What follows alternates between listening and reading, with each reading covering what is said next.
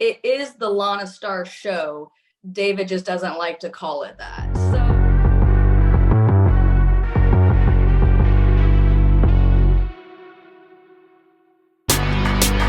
Women's Wrestling Talk, the number one women's wrestling show on the planet. Talk, the number one women's wrestling show on the planet. Of course, I'm your girl, Stephanie Hardy, host and writer for Women's Wrestling Talk. And I am sitting here with the WOW World Champion and member of the Fab Four, and someone who I'm assuming you guys know I've been, having a little bit of a back and forth with on social media. She is the fabulous one, Penelope Pink. How are you, Penelope? I am wonderful. Thank you for that introduction. I am shocked. Well, I do give credit where credit is due now, even though we might have a little bit of differences. I can't deny that you are a big star. So I do have to give you your props. Okay. Okay. I see where you're coming from. I like this. This is great so far. Yeah. And hopefully it'll continue to be great too. So I have to ask you, since you've debuted on WOW in September, you've been through quite the journey. You've had all kinds of amazing opponents. You're a part of a dominant faction that's holding a lot of gold, and you now hold gold yourself. So what would you say is the difference between the Penelope that we met so many months ago and the Penelope of now? Well, I got to say, when Lana Starr asked me to be her next protege, I was clearly just lost for words. I mean, to be in the presence of Lana, who is just the WOW, staples, like she is WOW. And to then walk out next to her, it was such an amazing feeling. And we knew from day one, and I told the world I was the best damn thing that WOW has ever seen, and I was going to prove everyone wrong. And with Lana by my side, I knew we were unstoppable. But we also knew that there was going to be strength in numbers. So we just had to find really like-minded people that knew that they wanted to be at the top of the mountain no matter what. And I believe that we have surrounded ourselves with women who share the same goal. And we all bring different things to the table. But as a collective unit, I don't think there's been a women's faction like us ever. So the difference between Penelope then and Penelope now, I have to say, I think I'm a little bit nicer because I don't have a locker room by myself anymore. I have a locker room with a bunch of girlfriends. So I think I'm actually nicer. I know. I'm shocked myself. That's interesting because when you first debuted, it seemed as if, you did have a little bit of a rough and tumble start with a lot of the women in the locker room. So it's interesting that you did say that you are a little bit nicer in comparison to back then. But, it's all about growth here. We are humans and we grow every single day. So as long as, you're opening your heart to kindness, that's all that truly matters in this world. So who would you say was your toughest opponent on your way to the gold? Well, as you know, when I'm in the ring, I'm worried about number one, and that's me. So whoever's across the ring from me, it doesn't faze me, to be honest with you. I mean, everybody's got a different style. We have girls who are more high flying, lucha, ground and pound. We have a lot of different styles coming at you, but you just have to do your research because wrestling, being a physical kind of sport, it's also just as equally mental. So I just have to hold a little bit more of a mental gain than other people. So to be honest, I can't say because I'm my biggest challenge at all times myself. That may be true, of course, because, we can be our own worst enemy, but we can also be our own best friend. And you do have to psych yourself up to prove that you are the best. But I do find it a little bit questionable that you would sort of, I guess, not really undermine the women that you're in the locker room with, but at the same time, just sort of make it seem like, well, I'm not worried about them, as if none of them could pose a threat to you. But confidence is key, since you are the world champion, and it has gotten you very far, I must say. And since speaking about the Fab Four, it's pretty clear that you and Lana Starr did pick three of the best women in WOW. You found Vicky Lynn McCoy, who is your enforcer, and then you recruited Miami Sweet Heat, the Carlson twins, who are now the WOW Tag Team Champions. Did the both of you, you and Lana both, just collectively come together and choose these women? Like, what was that process like? Well, it wasn't easy, to be honest. We do have such a diverse and deep roster, so we really had to take a deep dive look into everybody.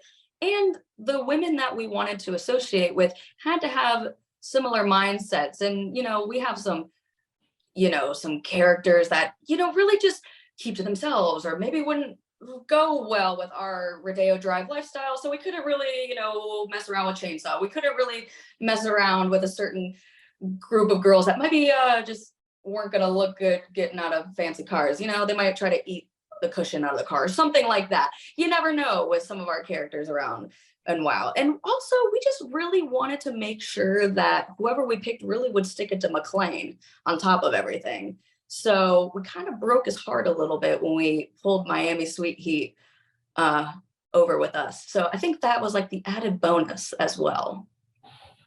Wow. So is it your goal to ultimately like dethrone David McLean as the leader of WoW and basically just take over the entire women's division of WoW and just have Lana Starr lead everyone?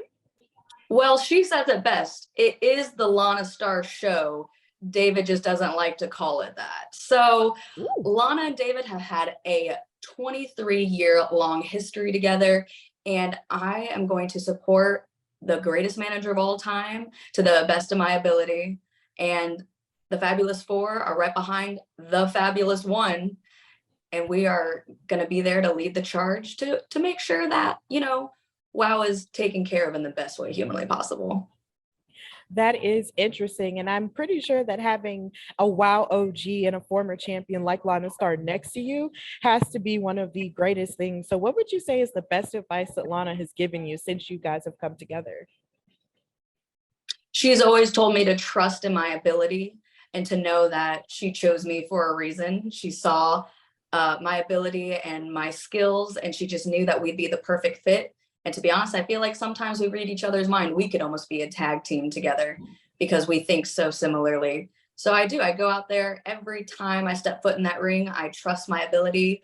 I know what I'm there to do. I essentially feel like I was born to be a professional wrestler. So every time I step foot in that ring, I trust my ability, and it hasn't proved me wrong yet. Okay, well, since you feel like you're born to be a professional wrestler, and since you have also become the world champion at Los Angeles Comic-Con, me and my co-host Katrina Blake were in the presence of that moment. You and I had a little bit of a run-in where you knew who I was, and you were just like, "Oh, there you are." So, what was that about? And did you feel like threatened by me, or did you feel like I should be threatened by you? Like, what was that? Well, I just keep my eye on things. As I say, I'm always mentally prepared when it comes to wrestling. And with WoW being, such a hot commodity, I'm always looking on the social media presence and look to see who's talking about WoW. And when I saw that there was an amazing women's wrestling talk and they were talking about WoW, I had to tune in and see what they thought of our amazing show. So I see that I wasn't the favorite, but I also kind of enjoyed not being the favorite of the talk show. And so when I saw that you guys were front row for my biggest career of my entire life, I absolutely smiled ear to ear when I said, hello. Yes, and that was a stunning accomplishment, I will say. But it's just that on social media, sometimes we have honesty. And whenever I talk about you on the show, it just seems like you're always trying to, undermine everyone and sort of, just be mean to everyone. And that's just something that I didn't necessarily take a lot of kindness to. It's like you're so talented and you're so beautiful. And I did mention that before when this iteration of WoW started, but it just seemed like you were just really mean. And it's just, that's just not how I was raised. And so whenever I see someone, just trying to run through someone and just try to prove like, oh, I'm better than you, it just doesn't feel as good. So that's really what it is. It's sort of my way of holding people accountable for their actions. Well, besides everything you said, the beautiful and talented part, completely true. But, I think, what is it? One of those great movies filmed in LA, Fast and the Furious, Vin Diesel said, winning is winning, whether it's an inch or a mile. And that's what I like to think about wrestling. Winning is winning. And Lana Starr in my corner, winning is the only option. And that's what I do best. So, yes, the social media can chat all they want. And yes, things happen, but outcomes are outcomes. things happen. I train, I work hard, I study tape to be the best at any cost.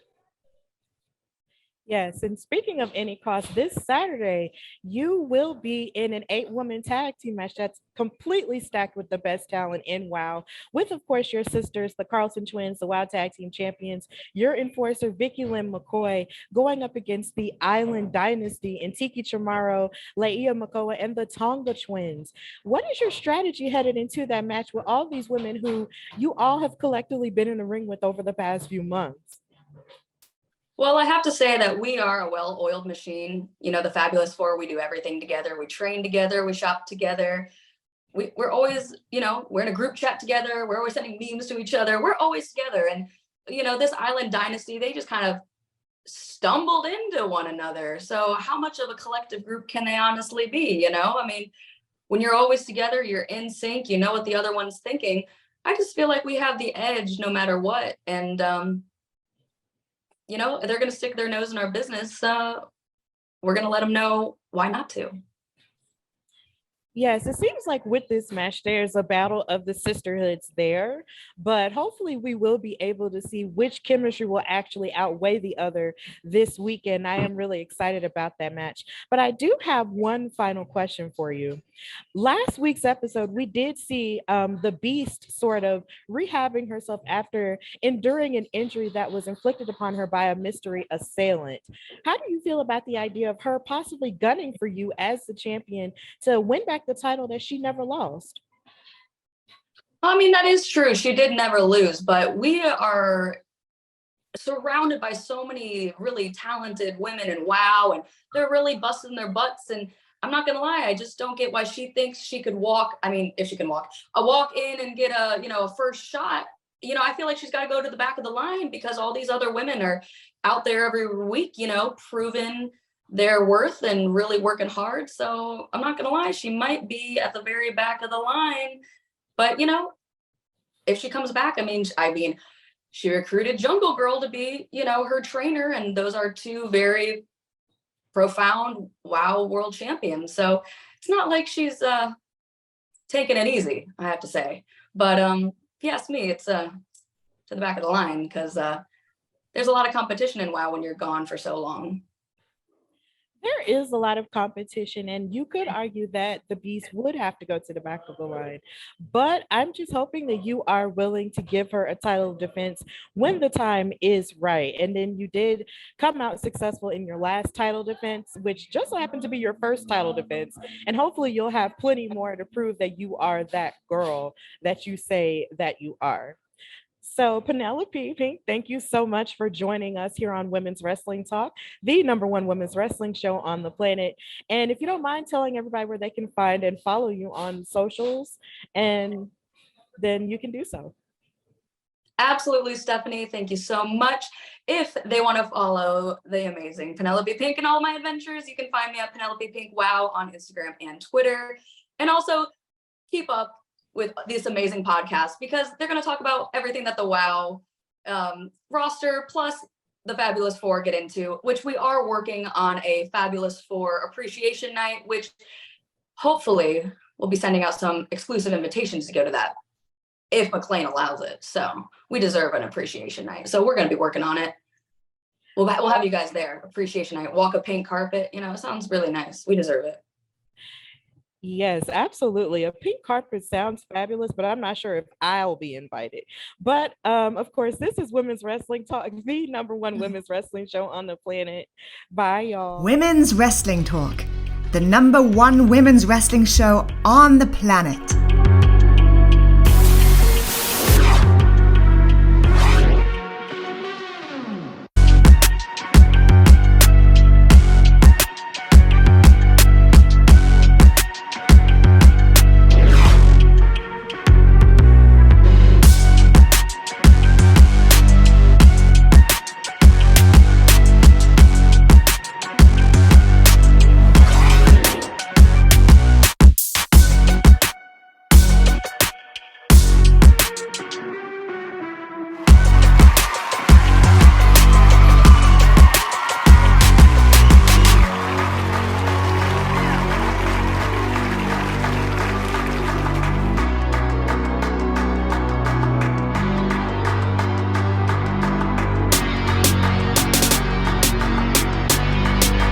Women's Wrestling Talk, the #1 women's wrestling show on the planet.